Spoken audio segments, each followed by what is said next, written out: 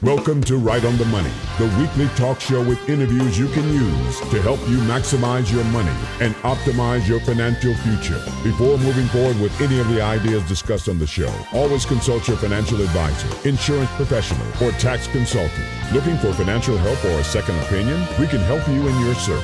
And now, your host of Right on the Money, syndicated financial columnist and money color commentator, Steve Savant.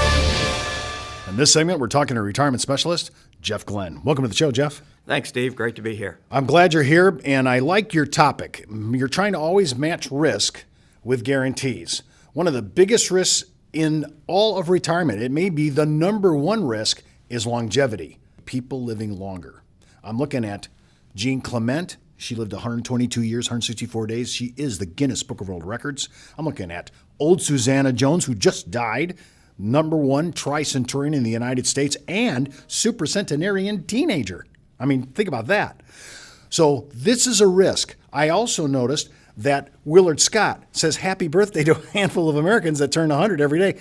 We have 72,000 seniors that are centurions already, and by 2050, we could be over 1 million.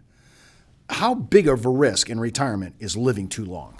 Well, Steve, longevity risk is a real issue today in retirement. You know, we have average 65-year-old male today. They're going to live to age 86. Now, that's just the average. That's just the average, yeah. People live well beyond that, of course. And then female 65 today, they're going to live to age 89. But here's an interesting fact, Steve. Couples live longer than single people. So the survivor of a married couple is going to be mother probably. She's going to live longer. Absolutely. In fact, 50% chance that one of the couples will live to age 93, and a 25% chance that one of those couples is going to live to 97. So people are going to be living a lot longer. In fact, Steve, we not only call longevity risk a risk, but we call it a risk multiplier of all the other risks. So let me give you an example. The longer you live, the more likely the market will crash and deplete your portfolio. The longer you live, the more likely you'll take out too much money out of your savings and run out of money. You know, the longer you live, chances inflation are going to kick in and they'll decimate your portfolio as well. So, you know, we have a real big issue in retirement today. People are just living a lot longer than they used to. And you, if I understood you right, because it's a risk multiplier, all other risks of retirement now are exacerbated because of longevity. Absolutely. Well, let's talk about, when I'm thinking about market risk, I'm a boomer. I lost money in 2008. I'm so sorry to say even I, the advisor, lost money. I cannot take another hit.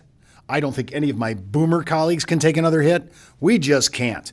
My risk threshold right now is 0. It's not I can lose 10% of my principal, 5. I'm at 0. How do you talk to a boomer like me? You're a boomer like I am. Absolutely. How do I satisfy my clients' psychonomics that I cannot take another hit? I don't want to see another 2008 in my life. Yeah, Steve, market risk sure is an issue in retirement today. And I'll tell you, I've had the privilege over the years, almost 3 decades in this industry. And I've sat down with thousands of people and reviewed a lot of portfolios. And, I think what I'm going to share with you today is something a little bit different than we've all been taught. And you know how I know that is because I was taught that as well. So, they always tell us that the older you are, the less risk you should have in your portfolio. So an 80-year-old should have less risk in their portfolio than a 60-year-old, and a 60-year-old less than a 40-year-old. That's what we've all been taught. Mm-hmm.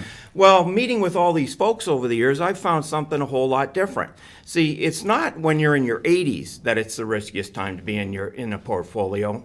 Basically, the riskiest time is the 5 or 6 years just before you retire or the 5 or 6 years right after you retire. Because if you lose money just before retirement or right after retirement, it'll surely hurt your retirement years. And so it's not when you're 87 that it's the riskiest time. It's when you're 57 or 67. That's the riskiest time in your portfolio. I've heard people use the phrase, that's the retirement danger zone. If I'm hearing you correctly, 5 years before retirement, 5 years after. Absolutely. So that's the danger zone. So I know people that were retiring right around 2010 that went through the 2008 debacle. That really changed their numbers.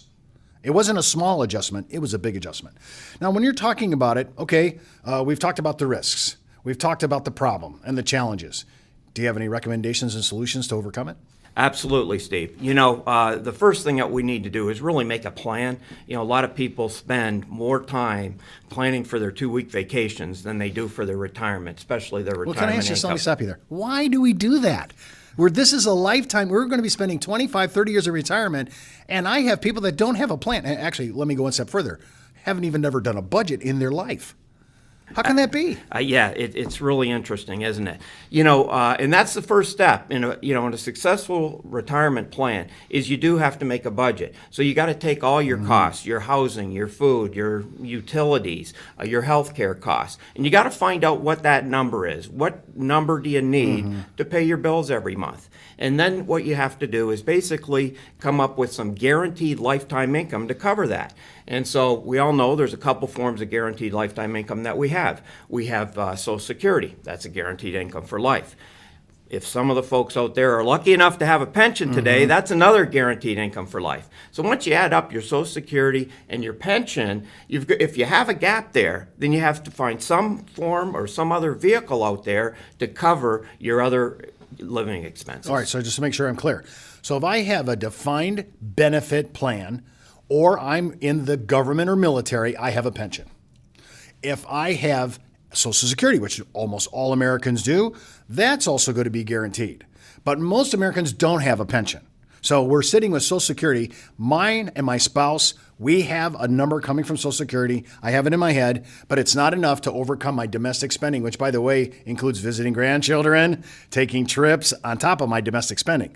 So once I find that gap number, what do I do then? Well, Steve, that's a good question. We get a lot of people coming into the office that have a pretty big gap. So, unfortunately, stocks can't do that. Bonds can't do it. Managed money, mutual funds.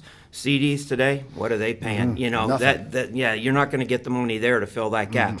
The only real vehicle out there today is some form of an annuity. And there's a number of different annuities out there, and we can use that for a guaranteed income for life to cover that gap. Okay, so when you say, I just want to make sure I got the contractual language done here. When you say guaranteed income for life, that's a contractual statement in the policy. So what if that person lived to be Jean Clement 122 years? That would pay? Absolutely. That's the key. If no matter how long you live, that guaranteed income is going to be there for the rest of their life. In fact, we even have some programs out there that will actually beat inflation as well. So it'll cover the inflation costs. So you could add a little cost of living adjustment on it. Yes. So yes. every year you'd have a step up. Absolutely. It's not really tied to the government CPI then. Not at all. Okay, so you're going to get an increase for the rest of your life. Now, the reason I bring this up, and people are looking for guarantees, and you just said our biggest risk would be longevity. I just took that off the table. Exactly. I also took the risk of matching my income to my domestic spending. I just took that off the table.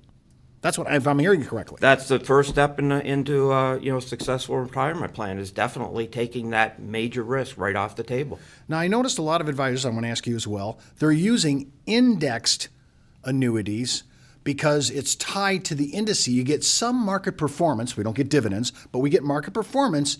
And if we have a bad year, they only credit 0 to the crediting account. That sounds like a pretty nice deal because you're kind of hedging against the downside, but I still have a little bit of upside to gain.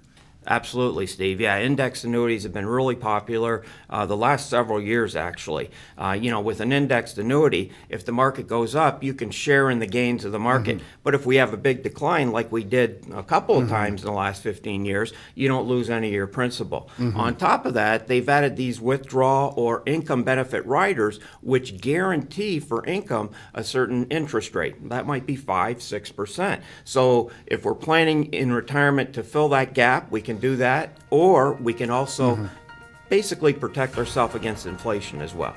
Okay, so if I'm looking at, and what indice do you usually pick out of all the ones that are out there? There's domestic and foreign. Yeah, really, we like to use the S&P 500. But, by far, that's the most popular index out there, and that basically covers the full financial world out there when it comes to our country. Well, that's all the time we have for today. I want to thank everyone for watching our show, but before I go, remember what the good Reverend John Wesley once said: make all you can, give all you can, save all you can. I'm Steve Savant. We'll see you next week right here on Right on the Money. For more information on this week's money topics, just go to our website at www.rightonthemoneyshow.com and follow Steve's daily postings on Facebook, Twitter, and LinkedIn. When it comes to retirement, money management, small business, insurance coverage, college funding, or budgeting, we have the interviews you can use.